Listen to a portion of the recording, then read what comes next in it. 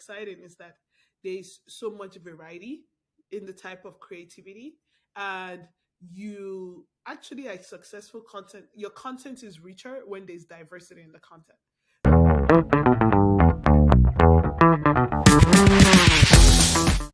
Hello and welcome to a new episode of the Influence Factor by the Influencer Marketing Factory. Today with me, joining Yinka Taiwo-Peters, product creators at Shopify. Welcome to the show.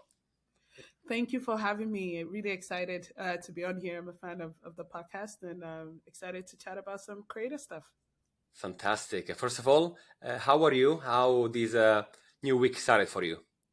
You know, the week is just active. It's busy as usual. The weather is changing and just coming off of some travel. I was at VidSummit last week, so really excited to be heads down with the team this week. Fantastic. And I will ask you more about this summit. I'm really curious to know how I went. But first of all, who are you? Can you tell us a bit more about your background and also how and why did you get into this industry?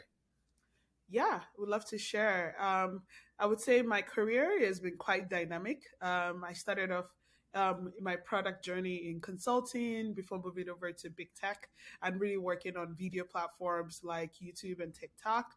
And I am a builder at heart. So, really being in the product role where I'm like a quarterback and a captain for several different experts that are building for creators has been quite a privilege. I got into this creator space when I was working with the YouTube ads team a few years ago, and we started working with influencers before we started calling them creators back then with the acquisition of FameBit.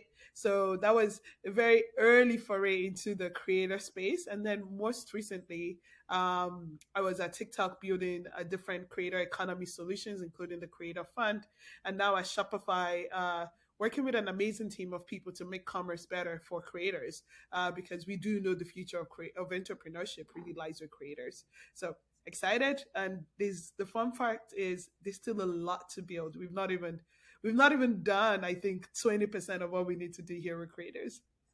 Totally. And it's funny when it's about FameBit because I've been also in this industry for a long time.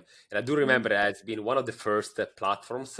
It was still in the infancy of that. And I do remember when, it was bought. And thanks for that. It was a throwback, like, back in the infancy of the creator Right. economy.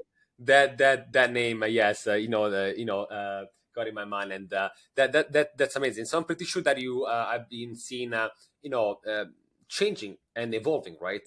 A lot in the past years, and we can also get more in details there. But what are some, maybe in your opinion, like some of the main changes and evolutions that you've been seeing in the past years? Is there anything that again excited you lately, or anything that you saw changing a lot that you were not expecting, maybe?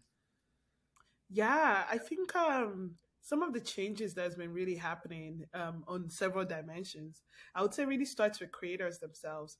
Creators, I feel like you cannot figure them out 100%. The minute you think you figured out creators, the minute someone comes to defy the odds. So if you think about the way creators, I think, continue to be so innovative in the types of content they make, like think about Kabi Lam, for example. He made a lot of Mhm. content without saying a word. You think about some creators who live with certain disabilities but continue to wow you with the way they live their day-to-day lives. So I would say just the level of creativity continues to grow. The second thing I've also seen is around monetization. Creators are now very eager to be independent and to be sustainable in the way that they fund their creativity. With the rise of many creators deciding to become full-time, creators leaving their paid employment, they are now looking for ways beyond the traditional ways of monetizing to build a business around around their creativity. And then the third one is, I know we've talked a lot about short form content in this space, and having worked at one of the larger, short form dominated platforms, what I think I've also seen is even outside of the content space, a lot of tech apps, platforms, they now design their UI as if it were a content platform. You'll notice even when I'm just on like maybe a news feed, they're all like vertical, they're video oriented. So it's very interesting to see how the formats that content creators have pushed forward on content platforms even influence other sorts of tech solutions, or I would say digital solutions that we're consuming. So those are some of the trends that I would say that I'm really watching. But I always think of creators first and foremost in terms of the type of content that you're putting out. Yeah, and I really agree with you when you said about the vertical content that content creators really influenced everything else, right? You are totally right. Even newsfeed and other type of apps that maybe started horizontal, they became vertical, and even the way we think. I found myself. I don't know if that happens to you, but even when I just record things, it's been I think ages that I don't record horizontal anymore. I just do the majority of things vertical, right? Because even if you really want still to record horizontally, your brain sometimes is wired in a way that, but I'm gonna post this online, so it's gonna be better unless I don't do like maybe YouTube vlogging. I'm gonna post it vertical. So does it happen to you also sometimes, or do you Oh still do yeah, vertical horizontal? yeah. Every time someone gets my phone, I'm like, just keep it straight, and they turn it. I'm like, no, don't turn it. I know turning it may be better for video, but where I'm gonna share it is I want to make content with it, and where I'm sharing it is optimized for vertical. So keep it vertical. So you're so right. That's funny. I can see sometimes, like, when I'm around, like, in New York, and you can see people asking for a picture. You're totally right. Some people are like different generations. So you can see that they start with the horizontal. You can see on the other side, be like, no, please, just like, turn it vertical for the content. And so you said, we're talking about quickly about the short form videos and, and YouTube and TikTok and so on. But now we are in Shopify, right? And Shopify started mostly back in the days for physical merch, and then after that it really got into so much more digital items, and we're gonna also talk more later, and so on. But even before, like, getting more about what you're doing into Shopify and what Shopify is doing also for content creators, I'm curious. You mentioned that before, VidSummit, right? I wasn't there, unfortunately, this time, so I'm curious to see from you also what happened there, right? But I saw some pictures. I think also you posted something about the link pop track that is Mm. this service. So first of all, what is link pop, and what did you? I saw a lot of pictures online, so I'm curious to know more about the activation there. Yeah, it was amazing. It was out in LA and good weather too.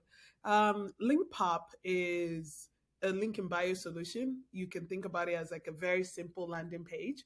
But at Shopify, what we've actually evolved Link Pop to be, or a landing page, or a link in bio to be in the form of Link Pop, is like a very simple storefront. Think about like a shoppable link in bio. So one of the differences between like Link Pop and some other alternatives is you can actually buy something right on the link pop page, and you can check out right there, right? So the Vid Summit, we, thanks to the Shopify brand team, there was a truck, a popsicle truck, which was branded around Link Pop. So think about it: pop at the end of Link and pop at the beginning of popsicle. So it was Link Pop popsicles, and they were all in the imagery of different creators. So we had a Mr. Beast coconut flavored popsicle, and there was even a Roman Asai guava flavor popsicle.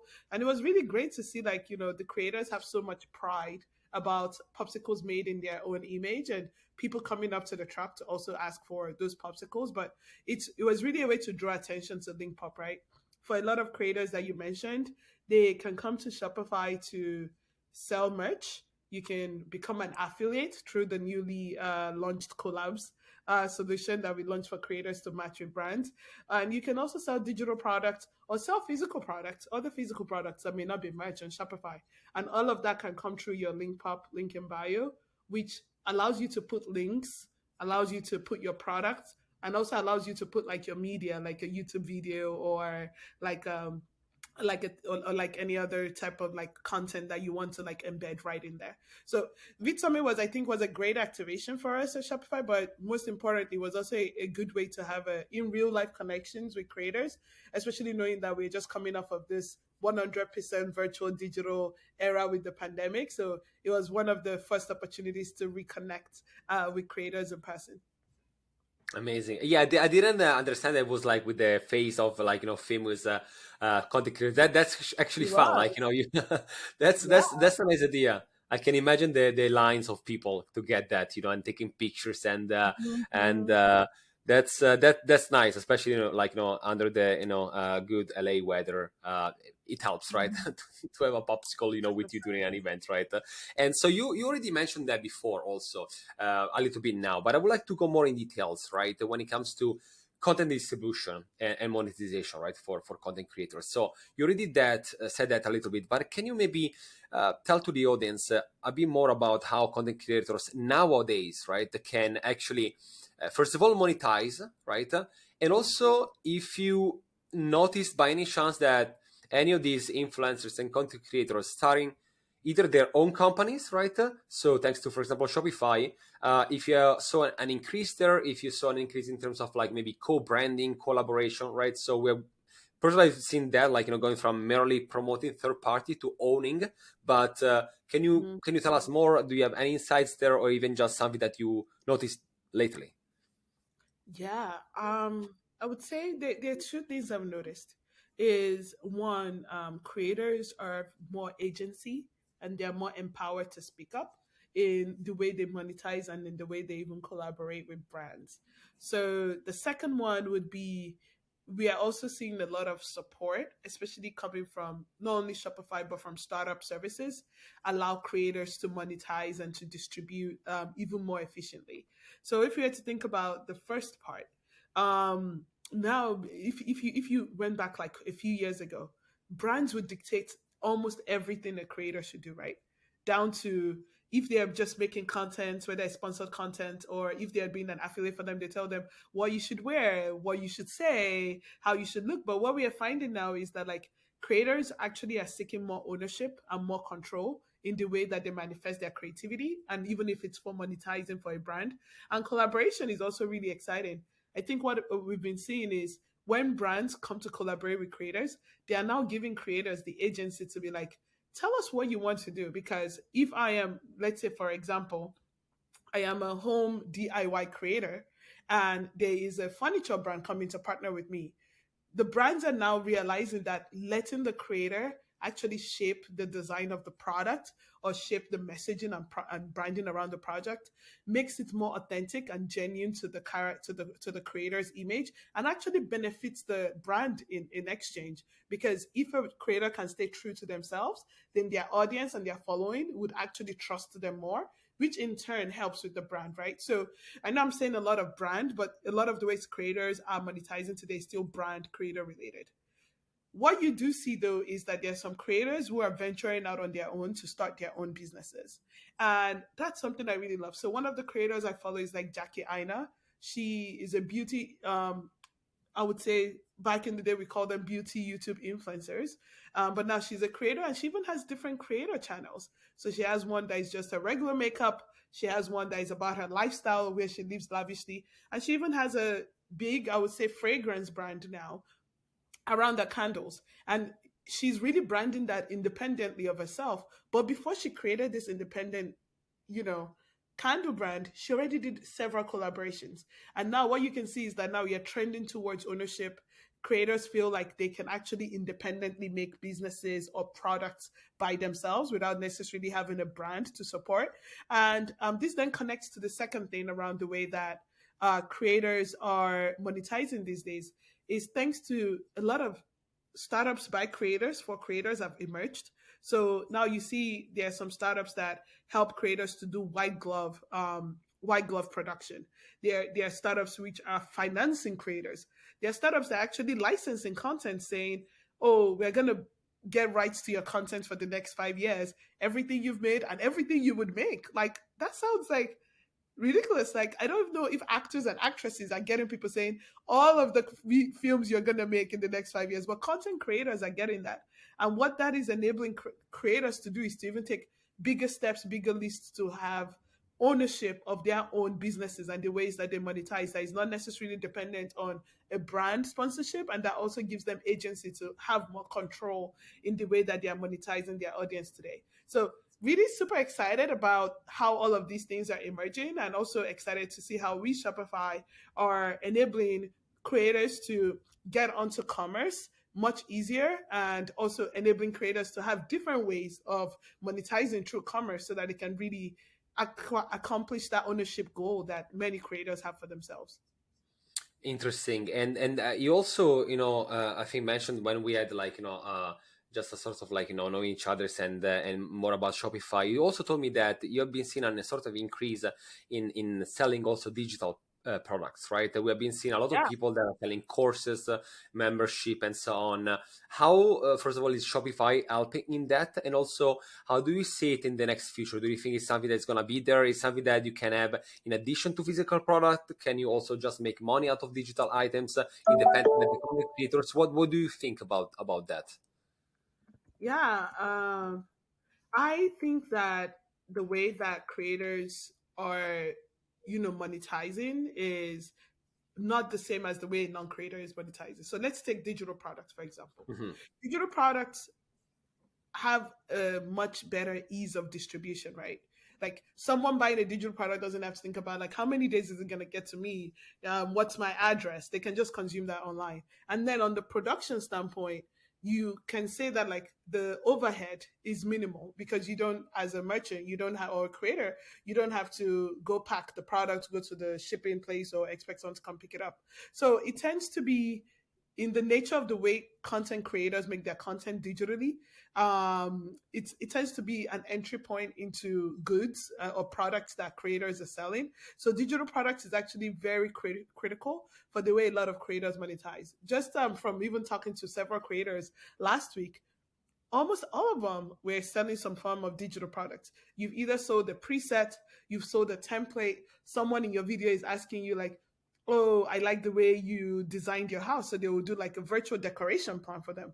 And then courses, which are yes, a higher lift, but people are willing to pay to learn, and creators are really the stakeholders of knowledge. So yes, we are seeing an increase in the adoption of digital products, not just with creators, but other people as well. But creators particularly tend to over index on digital products than other non creators. Shopify really is a platform. And to me, that's the beauty of it. I've been selling on Shopify myself for several years before I started working here, and building with the team. But something we have is we have an ecosystem of apps that you can use to transform your Shopify store into anything you really want to sell. So if you go into the app store in Shopify, you create your store, you're trying to sell courses. There are different apps you can plug in there for courses. Trying to sell simple templates.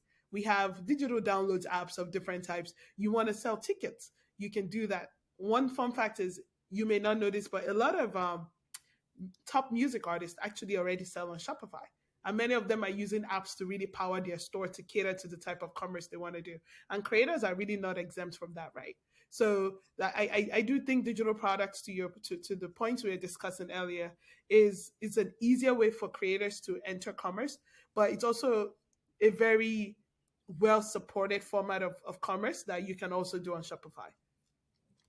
Yeah, thank you for sharing also some of the examples. I think that what you said can actually open potentially more opportunities for people that sometimes think that it's difficult maybe to either create a product, right?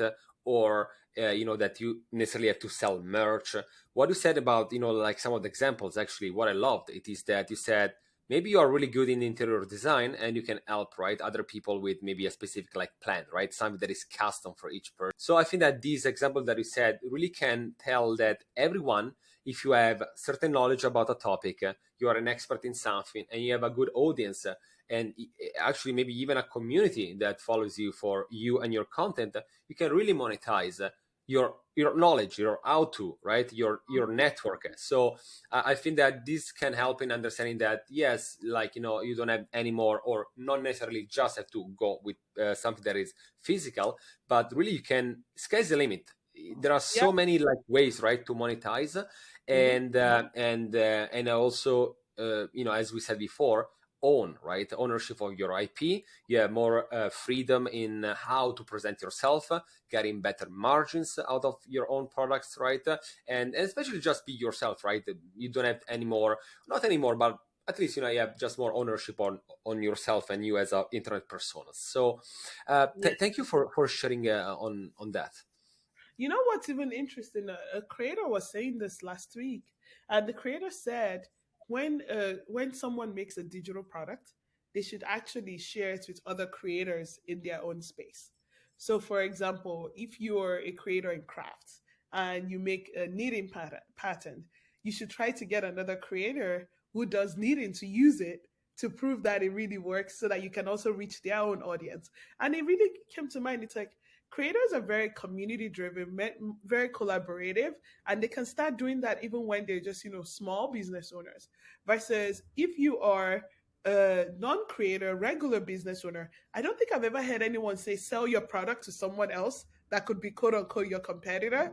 Versus with creators, they think about how can we grow our audience together? How do we feature in each other's video? How do we do a duet? How do we use each other's products so that our audiences can grow together and grow bigger as well? So I thought that was really interesting when several creators were actually saying that's how many of them have really kicked off their digital products businesses. I love it. Yes, you're totally right. With the duet, the stitch features, and even just like even on Instagram, where you can do a collaboration of posts, you actually using your audience, their other audience, and you help each other. So I Yeah. like this idea of actually helping each other's right as content creators instead of being on a war of competition, right? As many brands actually do. And talking about opportunities, right, for content creators and helping each others. Another Mhm. big thing that everyone is talking about is also creator equity, right, and Mhm. opportunities. And of course, like sometimes you can see that on social media, not everything is equal, right? And Mm. even when it comes to opportunities. Um, what do you think? Is it like, are we in a good situation now? Is it bad? Is it getting better when it comes to especially opportunity and monetization, equity or disparity? How do you feel it nowadays? Are we getting in a better state of things? Are we still far away from equity? I while I can't say conclusively, I would say from my observation, I don't think we are in a place of parity. And if you think about creators, creators are also they are professionals. And if you before the creator, industry came about, the non-creator industry already had severe disparity. So whether it's around gender lines, racial, ethnic lines, nationality, um, and something that I am concerned about is that the creator space is going to also mirror some of those disparities we've seen in the non-creator workforce. But the difference is creators are very opinionated and vocal. I mean, after all, their primary thing is to, share their content, right? So they tend to call out once they see, BS, forgive my French. And I think because of that particular trade of theirs, they're actually holding a lot of brands to higher standards. And knowing that brands are still really the primary way creators are monetizing today, one thing I've noticed is you can see that brands are very intentional about making sure they have a diverse set of creators, making sure that they're inclusive, and also platforms. One thing I've been quite impressed by is a lot of the main content platforms, they actually have teams dedicated to different diverse creator groups and trying to make sure that those creator groups either have early access to monetization products or represented in their like monetization schemes, whether it's a rev share or ad share, or just like payment model. And while all of this information is not always public, just being in the behind the scenes, I know that there've been a lot of people advocating for making sure we have equality amongst creators. And while we may not get 100% equality, I still think that there's increased sensitivity around creator equity than there is in, non-creator workforce spaces. Something I would say is that like um monetization disparity is actually quite tricky, because with some creators making certain content, the rules on platforms are not the same. So you see certain platforms allow you to maybe use some language, certain platforms will demonetize you because you're making this content. And you also have some commentary from some creators saying, oh, I got demonetized because I was wearing something, and because of the type of my body, someone else did not get demonetized. So you start to see that like there's some edge cases that still even prove that the policies are not equal across platforms, and they're not equally also enforced across the creator communities, which sometimes further propagates the disparity. But really, to summarize, I would say that like the creator space is, I think, very sensitive to inequality issues, and because of that, we are seeing more diversity. But I don't think the job is done, and that we have a 100% equality yet. Okay, yeah, it makes sense. It will take more time, and yeah, I do agree that everyone can do maybe a bit more, right, step by step. And sometimes, yeah, there is politics. Sometimes it's the system. Sometimes there is so much right involved. But in your opinion, um, why is it that important, apart from, of course, like the obvious reason? But is there anything else that do you think people either in the brand side, the agency side, even just creators should think about, like really open up the most possible to inclusivity and diversity, like when it comes to especially rosters of content creators? Oh, 100%. I think it's there's a reason that we should all care, because what makes the content creator space so exciting is that there's so much variety in the type of creativity, and you actually are successful content. Your content is richer when there's diversity in the content. So for a lot of platforms, content diversity is actually a key thing that you're looking at. So for you to reach the next group of users that come to the platform, you want to make sure there's content for them, right? So for example, is there a group of users who want to watch car racing, but you don't have that car racing content? It doesn't benefit the content platform to just have almost the same homogeneous type of creators, right? You want to make sure you have different types of creators. And what we actually even see is, if you think about it, is content really starts, I would say, in like when you have different types of creators coming together and interpreting maybe like a trend differently. So you can think about some songs. There've been songs that have been remixed into different cultures, and different content creators have taken their spin off on it. And then that root song has just become even better adopted in different regions of the world. That would not be possible if you didn't already have representation of different creators on that platform, and then using monetization, whether to incentivize them to continue to create content on that platform, or monetization for the creators to be able to fund their creativity, not directly from the platform, but by forming their own business. So I do think that knowing how much creators bring us joy, knowing how much content creators actually keep the light on with these platforms. That's really the way a lot of platforms are growing today, is the success and the content supply and content diversity that their creators are meant to bring forward. That even makes it very much so important that creator diversity and equity is top of mind and is very intentional, and it's not just accidental, for the stakeholders in the creator economy space to take seriously. So whether you're a platform, or whether you're a brand, or whether you're an agency, I think it's all a shared responsibility to make sure that creators are well represented and compensated as well. Absolutely. I also like when you said about the remix of content and having different Mhm. perspectives, different cultures getting together. But that's what actually social media can do. They can really bring people together, and they potentially can actually, get a more of a knowledge and less ignorance between people. Because if you see another human being, right, that talks about themselves, actually can help maybe to remove certain, like, maybe concepts that before social media, right? So many people say that social media are bad for certain things, but I do believe actually they can be really used as a good way, right, to connect people and really remove certain barriers, right? That before it was physically impossible maybe to get to certain places, and still people cannot sometimes travel, but you can still, right, meet and know more about people. So I also think that giving this idea of really, like, diversity in the creators pools, it's a good message also for other people that follow, right? So for followers of these different type of audiences and community to understand that is actually something crucial, right? That we should do as a society.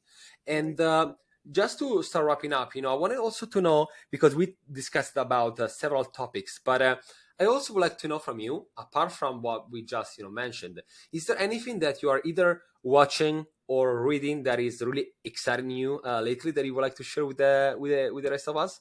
Ah, so I watch various content. Some of my favorite content creators lately have been there's a creator on several platforms. She does lifestyle content, I believe, from the UK. She's Fat Stimbo. She's just so funny. Like anytime I want to just crack up, I would even sometimes go like a year deep into her content catalog to like see what she did. I also like follow like a lot of finance education content creators because there's always something new to learn. Like there's this new tax maybe code, or there's this new way to like invest, or there's a recession coming, who knows. But like Kyla Scalan is another one that I follow. And on TV I've been watching Abbott Elementary. That's a comedy series, I believe, on, I forget the name of the platform. So those are some of the things I've been watching. But I really enjoy watching content creators, and it makes sense that I'm in the space. So that's where most of my time is really spent. Absolutely. No, thanks for sharing that. We will also put, a couple of links for people so they can easily click and go and check it out. And yeah, I mean, like you have to be there, right? You cannot talk about content creators without, watching videos and checking Mhm. about what they do, because the best way is just to be active, and all the time learning. And yeah, I also do agree when you say that you can always learn things. A lot of people that are not into the space think only about, social media as a silly place where just to share whatever. But as you said Oh. correctly before, you can do personal finance, you can learn about SEO, you can learn about anything, right? Actually, there are Mhm. experts that talk about that all the single time. And is there also anything like, are you reading any books, newsletter, website, anything that you uh, that Yeah. I don't know, like make your day? Yeah. Oh, I read a couple of newsletters. One that comes to mind for the creator space is the information, the creator economy newsletter, by Kaya Urif. I read that whenever it's in my inbox and I'm there. Of course, they also tend to follow a couple of people on Twitter. None of them come to mind right now, but on Twitter, people can find me on there. But I tend to read more than I contribute. But I found that Twitter, especially if you can just go on the hashtag, creator economy, creator product, monetization, you would find a lot of like, people sharing their thought leadership or just sharing their regular commentary. So that's been pretty cool as well as places to Nice. get content. Like, love to hear about the information. Kaya has been one of the guests of the podcast, so Oh yeah, everything is connected. In the space that we know each other's, and so it's nice to find another fan of the information. It's really a great newsletter. yeah. And apart from that, just like any apps or something that a new social media on the horizon, or anything that you are spending the majority of your time lately. You know, so there's new school and there's old school. So new Hmm. school, right now, everyone is talking about, Be Real. Yeah. With Be Real, and even some of the older, now I'm saying older, some of the legacy platforms are creating their own new formats, or standalone apps like it. So Be Real is something I've been trying to understand. It really changes what, content is like, where we've gone from like hyper perfection and making your feed highly curated to Be Real being like spontaneous, just your natural organic self. So that's interesting. But even more old school, I think of everything comes back to Craigslist, right? Every type of platform or network comes back to Craigslist. So something I've been doing old school is just downloading apps of discussion forums about similar topics. So for example, I use the Bigger Pockets app for connecting with people who share a lot of content around real estate. I also use Blind, which is an anonymous network for people sharing content about working in tech. So it's quite interesting actually, because when I think about it, is now I'm going even very niche focused in the type of apps that I'm using, but at the same time I'm still very interested in the new type of formats that are coming up with platforms like, I mean, with apps like Be Real. And the Craigslist piece, if I can elaborate more on it, but at the end of the day, almost everything is in some way was on Craigslist, and now we are just like hyper focused and let me say, hyper focused or elaborating on like, different listings or categories or sections that would already have been on Craigslist back in the day. This is actually a really interesting point of view. I will look into more also, like these apps that you just mentioned. But you're right, like it's and it still works, right? The easy marketplace is not that nice to be honest, like especially with nowadays formatting and and web design. but at the end of the day, maybe it's the it's the functionality and the type of community, right, and audience that you can get together, right? So sometimes maybe you don't need to reinvent the wheel, right? You just have to, as Mhm. you correctly said, right, start from something and Yeah. maybe just like readapt, right, Hmm. in a way. And last thing, where people can find you, either if they want to connect with you or if they want to read anything that you might post online. Oh, yeah, you can find me. I would give you my link pop. I can send it to you to put in in the show notes. But you can find me on LinkedIn. You can also find me on Twitter. Yeah, those are pretty much public channels. My DMs are always open, and also I'll share my link pop with you.